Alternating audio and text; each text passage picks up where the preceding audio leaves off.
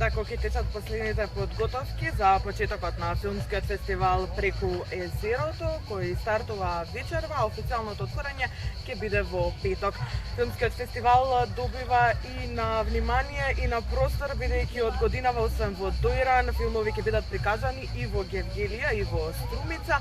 А за тоа како се одлучија селекторите токму баш за овие 50 филмови, разговарам со уметничкиот директор на филмскиот фестивал Златко Гелевски. Добар ден, и беше ли тежок изборот при селекцијата на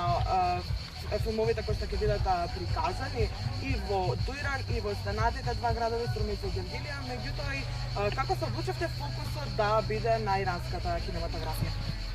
Благодарам за отвоениот простор и можност да поразговараме за убавите нешта во животот, како што се филмските фестивали. За преку езерото селекцијата, со оглед на тоа што ја покриваме медитеранската сцена, сами по себе знаете дека тоа се многу држави, многу култури, многу народи кои што живеат на овие предели и секој од нив се соочува со најразлична проблематика и филмовите пред се ги рефлектираат најголемите предизвици со кои се соочуваат авторите кои ги создаваат нив. И затоа и селекцијата се обидов да биде, да инволвира пред се тековна проблематика и да опфати автори кои што имаат што да кажат, кои што веќе имаат некаков си филмски ракурс, односно кои што веќе користат изразни средства по кои што може да ги препознаеме дека се автори за кои што на големо и на долго ќе се говори за нив од официјалната селекција, 6 филмови кои се избрани, а иранската кинематографија ја избравме да биде како во фокуса оваа година заради тоа што една од тие најрастечките кинематографии кои денес сите знаеме дека иранските режисери има причини зашто освојуваат награди на најголемите филмски фестивали и тоа е затоа што нивната кинематографија се темели на универзално разбирливи проблематики кои не допираат сите нас, говори за етиката, говори за моралот и баш поради тие причини кои што се вечно горливи и и се разбира дека се дискутира за нив, ја ставивме во фокус оваа година да биде Иран, со тоа што имаме филмови кои се составен дел од изминатите неколку години во соработката која остваривме со Фажар филмскиот фестивал, еден од најзначајните во текот. Така, тука се македонските филмови, 20 ќе бидат прикажани и во Доиран и во останатите градови. Не подеднакво значење, туку и поголемо значење се дава и на македонските филмови. Зошто се одлучивте баш за овие 20-тина?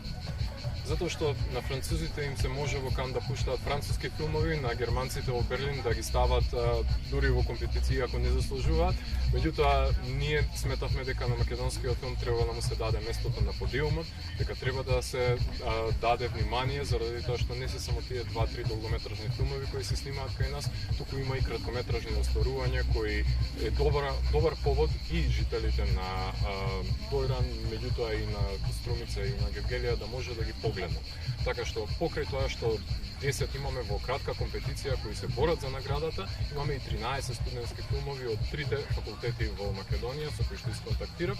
и се надеваме дека во иднина некој од тие имиња ќе представува и нашата држава надвор. Така што овие 20 на филмови и тоа како сметам дека треба да допрат до пошироките маси и да знаеме што се создава тука, заради тоа што ова се приказни кои нас не се најблиски, кои се инспирирани од нашата најблиска околина и зошто да не уживаме сите ние во нивното прикажување. Веројатно тежок беше изборот зашто баш овие. Ви благодарам за овој разговор за вестите на телевизија Алфа, пред да се одјавам куки за вечерните вести во 20:15 ќе најавам разговор со овогодинешниот добитник на наградата за посебно високо достигнување Мето Јовановски, а тоа е актерот Тонин Умовски, со кој ќе имам можност да поразговарам и директно од пресцената да го прашам како се чувствува по добивањето на оваа голема награда на филмскиот фестивал преку езерото. Сите детали од вечерва и од следните 8 дена, како во Доиран, така во Струмица и Гевгелија, ги пренесуваме во вестите на Алфа. Студио.